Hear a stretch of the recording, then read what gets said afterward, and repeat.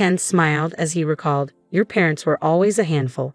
My mother-in-law nodded in agreement, adding with a faint smile, "Now that they're gone, I can say it. Growing up under such parents, it's no wonder you struggled with independence." She looked at me pointedly, her words cutting deep. "If I had raised you, Maya, you would have turned out respectable like Ken," she continued, her tone dripping with condescension. It had only been a week since my parents' tragic car accident, and I was too mentally and physically drained to argue. My parents were respectable people, and I wanted to defend them. I wanted to retort, "If your mother had raised me, I might have ended up with a despicable personality like your son."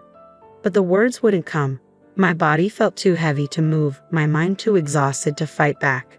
I was ashamed of my weakness, unable to protect my parents' honor even as they were insulted. Just as I was sinking into despair, Ella appeared, her voice sharp with anger. "You have no right to act superior," she snapped. "I know the truth." The shocking revelations she shared reignited a fire in my heart. I wouldn't allow any more insults to my parents. From that moment, my daughter and I began to fight back. I'm Maya, a 38-year-old homemaker. I married Ken because I got pregnant, and it's been 16 years since then. I live with our energetic daughter, Eva. I had to drop out of university due to health issues when I got pregnant, a decision I sometimes regretted. But seeing Ella healthy and thriving, I knew I made the right choice. I've poured all my love into her, and she respects me in return. She's a talented young woman, so much so that she earned a computer qualification in middle school and was even featured in the newspaper. I may not be tech-savvy, but I admire her dedication and hard work. She's bright, friendly, and has many friends. I'm truly proud of the wonderful person she's become. However, my relationship with Ken hasn't been as smooth. In the early days of our marriage, his words, "Your support is what keeps me going," captivated me. I dreamed of a bright future together, but the reality was far from that. During my pregnancy, I suffered from severe morning sickness and back pain, spending most of my time in bed. Even then, I can't forget his harsh words. "Aren't you even going to prepare dinner? Don't slack off on your housework," he scolded, showing no empathy for my condition. Even when I'm not feeling well, I work hard at the office every day.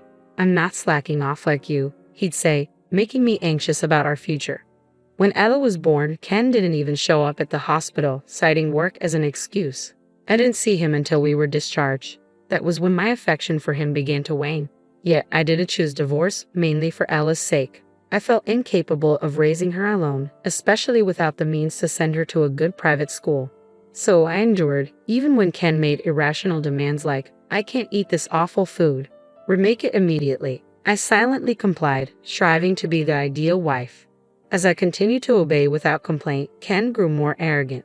By the time 10 years had passed, he no longer even called me by my name. It wasn't just him. My mother-in-law also tormented me. She'd visit when Ken wasn't around and harass me with cruel words. "Women with low education and no career like you aren't suitable for Ken. You probably only got married because you were young. Now that you're getting older, you'd better make an effort not to be abandoned." And all I could do was apologize. "I'll do my best," was always my response. But no matter how often I said it, it never seemed to make a difference. My mother-in-law would inspect the house with a critical eye, eventually pointing out some minuscule spot on the bookshelf. "Look, you haven't cleaned properly," she'd say. "If you're a housewife, it's only natural that there shouldn't be a speck of dust left." I wonder if low education also means low skills in housework. No matter how hard I worked, she always found something to criticize. There was only one time I couldn't hold back. I broke under the weight of my husband and mother-in-law's constant harsh words. "Ken, weren't you much kinder before we got married? Why did you become so cold?" Even after 10 years of marriage, I still couldn't understand why he had changed.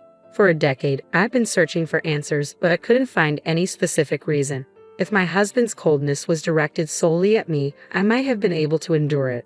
But thinking about our daughter, I decided to confront him. "I understand work is tough, but I want you to make a little more time for Ella." His response, when he returned, was cruel. "Why should I bother with my daughter's mood? I'm already busy running the company I founded, unlike you, who have nothing to do all day." After shouting this, he quickly retreated to his room.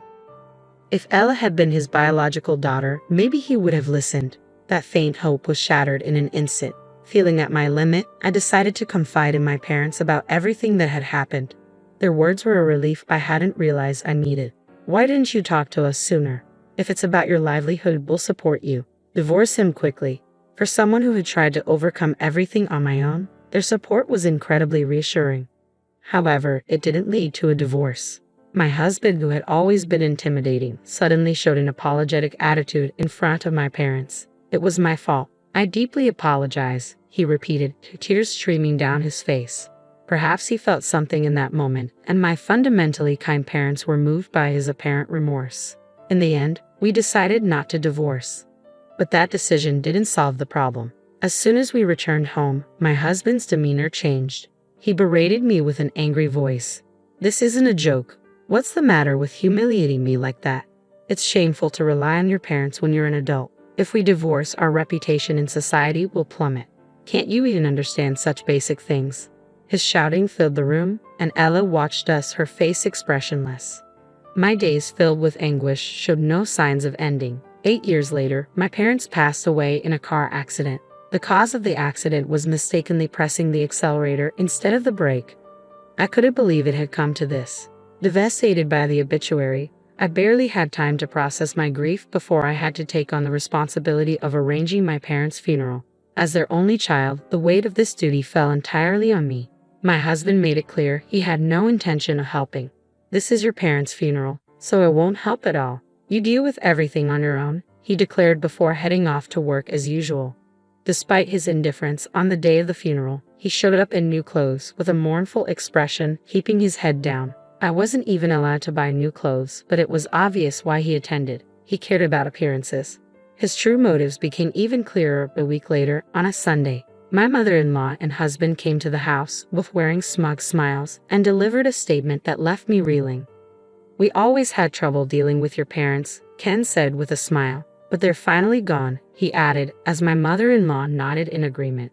"If you're raised by parents like that, you'll end up as someone who can't be independent, like Maya.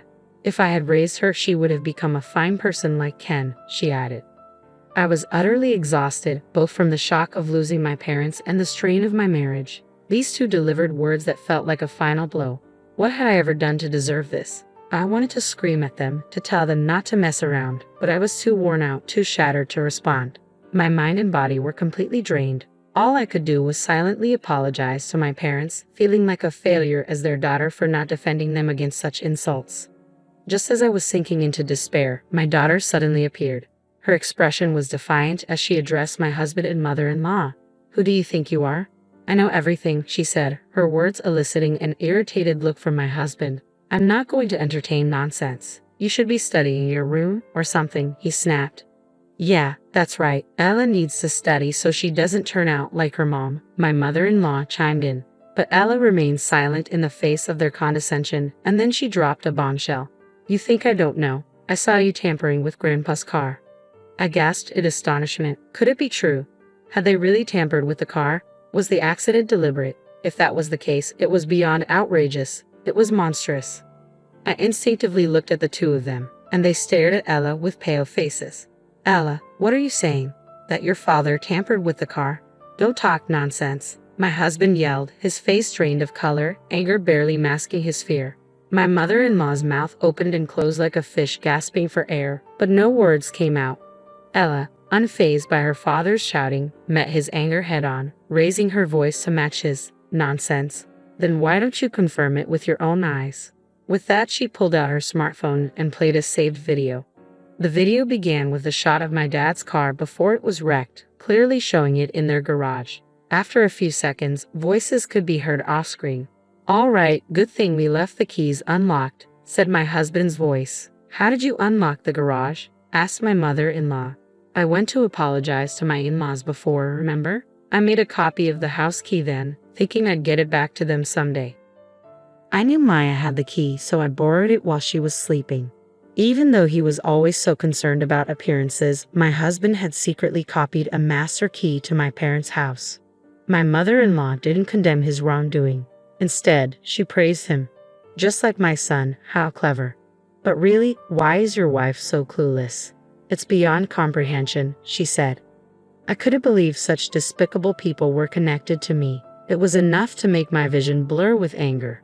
As I wondered how my daughter had managed to film such footage, the video continued. capturing their vile conversation.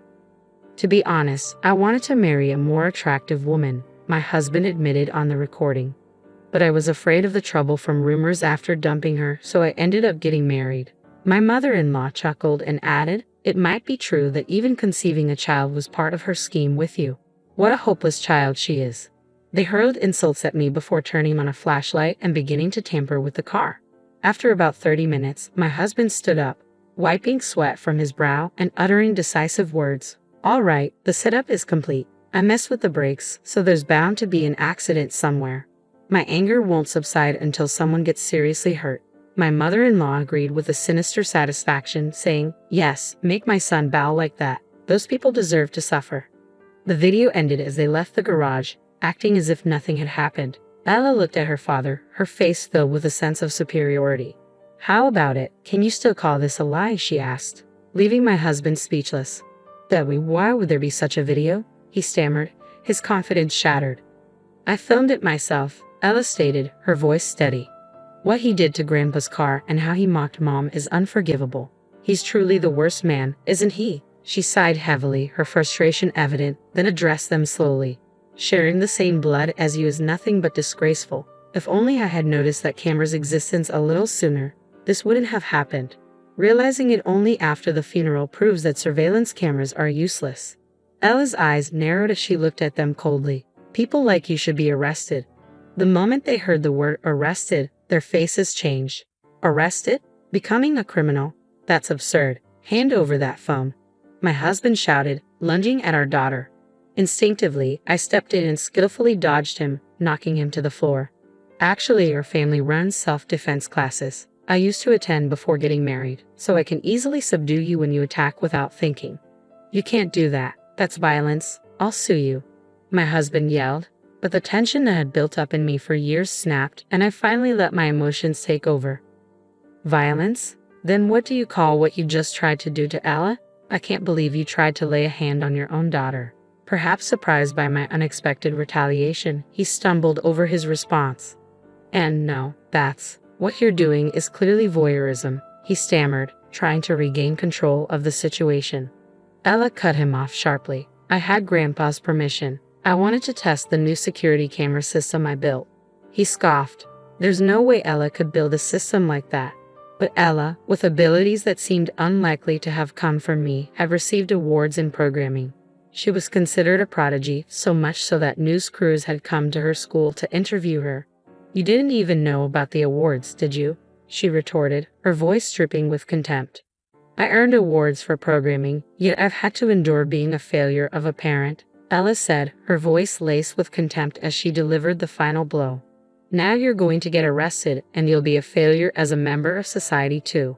She fixed her father with a cold gaze. "You call yourself elite, but you don't even know basic things that high schoolers do. Maybe your definition of elite is different, but to me it's just vanity." At last, my mother-in-law, who had been silent until now, finally raised her voice. "That's enough. I can't believe you'd refer to your own father like that.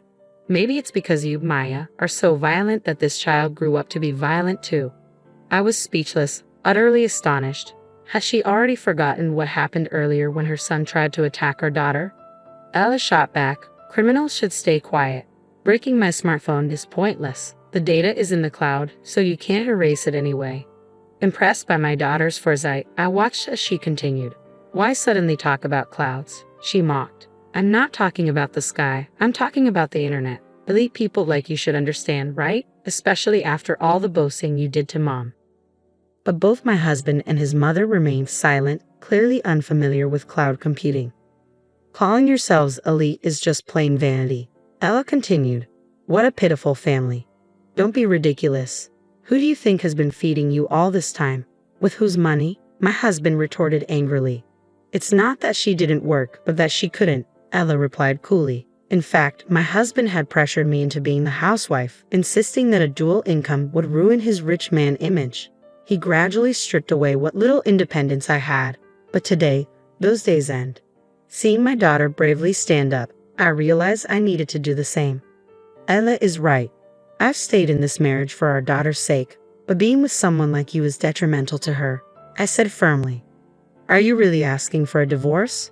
How will a woman who's never worked survive without me? My husband shouted, his contemptuous attitude exposing how hollow his pride really was. I decided to shatter that inflated ego. Do you really think you can live without me? Who do you think irons your suits every day, cleans this comfortable house, prepares your favorite meals? I've done all that.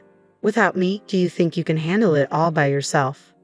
Of course I can, he responded, though his voice wavered with uncertainty. Your voice seems shaky. Are you really confident? I pressed. Yeah, well, anyway, there's prison life waiting for you from now on, so there's no need to worry about that, Ella said with a smile. I almost laughed. That's a relief. Your life as an elite is over, and from now on, you won't have to worry about society's gaze. As he continued to speak, it seemed he reached a breaking point and suddenly screamed, breaking free from my grasp. This is no joke. There's no way I'm going to prison. If I just destroy the cameras, the evidence disappears, he yelled, rushing off and leaving his mother behind. But he tripped over my shoes and fell, flailing like a frog in the doorway. Seeing him in such a state, Ella calmly called the police. In the end, both my husband and his mother were taken away by the authorities. Subsequently, videos taken by my daughter and other evidence were discovered, leading to their arrest. Anger welled up within me as I thought about the truth behind my parents' deaths. The trial is still ongoing, but I hope they receive appropriate punishment. Furthermore, my husband's company went bankrupt immediately following his arrest, with lawsuits regarding unpaid wages piling up. It seems he was unpopular among his employees, often speaking condescendingly without offering much helpful advice. Their belief in their own superiority was just a misconception. Since then, my daughter and I have been living a peaceful life. Although there were concerns about finances, my parents left us an inheritance. The will stipulated that the inheritance was solely for my daughter and me, granting my husband no rights. I was surprised by the existence of the will, but apparently it was prepared long ago, foreseeing events such as my contemplation of divorce or their passing. I hold deep respect for my parents. I started attending a vocational school for welfare-related studies using the inheritance. I believe that acquiring specialized qualifications will pave the way for me to become a full-fledged employee despite my lack of prior work experience. My daughter is passionate about app development and expresses a desire to become a programmer in the future. While life with just the two of us can be challenging, it's also filled with happiness. I cherish the precious life I share with my daughter and hope to continue doing so in the future.